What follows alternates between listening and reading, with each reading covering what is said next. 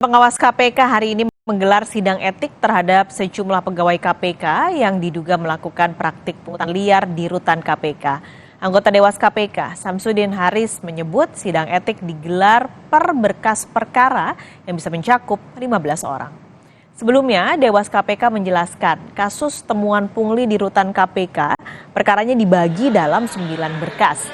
6 berkas diantaranya mencakup 90 orang dan 3 berkas lain mencakup masing-masing 1 pegawai KPK.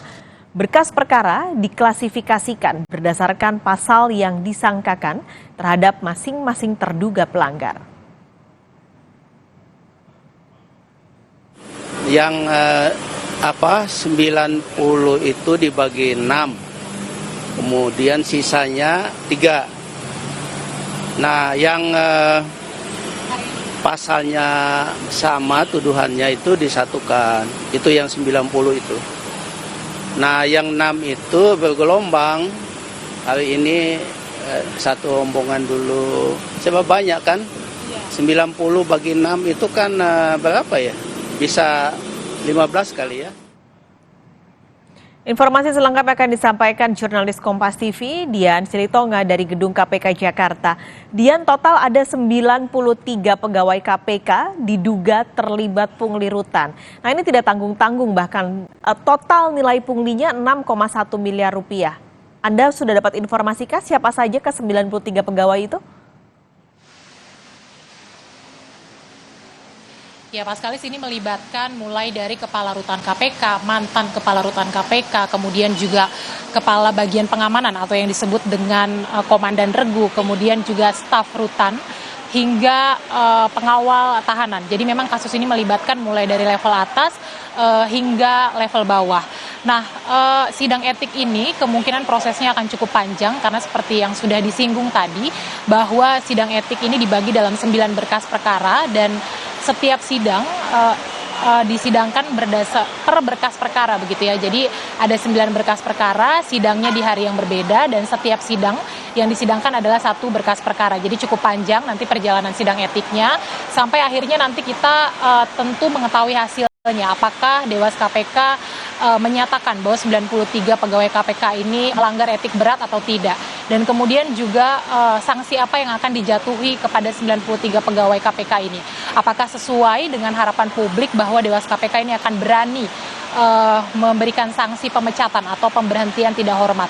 Karena temuan kasus pungutan liar di rutan KPK ini tentu saja bertolak belakang dengan tugas dan wewenang lembaga anti rasuah, dan kemudian juga temuan kasus ini merupakan yang pertama kali sejak lembaga anti rasuah berdiri.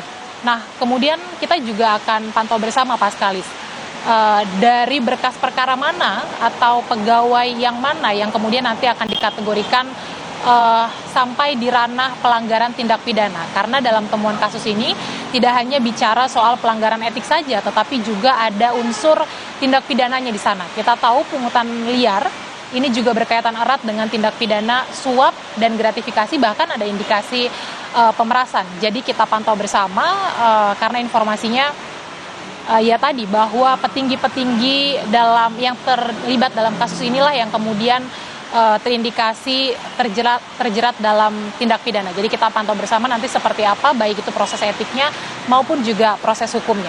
Pak Skalis. Ini yang melakukan adalah 93 pegawai diduga melakukan pungutan liar di rutan KPK. Modusnya seperti apa, Dian? Ya, utamanya ini adalah soal pemberian layanan ekstra atau fasilitas mewah, Pak Skalis. Yang paling umum adalah layanan penggunaan telepon genggam. Bahkan untuk mengisi daya baterai ponsel pun ini ada tarif atau biaya pungutannya begitu. Setidaknya itu tadi yang disampaikan oleh anggota Dewas KPK Samsudin Haris. Kita akan dengarkan dulu pernyataannya berikut ini.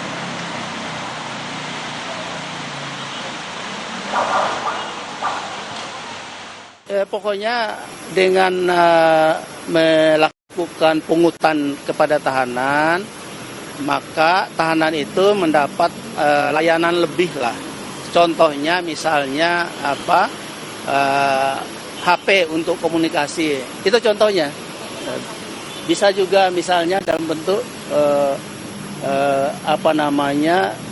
ngecas HP, dan lain-lain banyak. Temuan pungutan liar di rutan KPK ini menandakan lemahnya pengawasan internal KPK, Paskalis. Apalagi Wakil Ketua KPK Nurul Gufron juga sempat menyampaikan bahwa temuan pungli ini temuannya terjadi sejak 2018.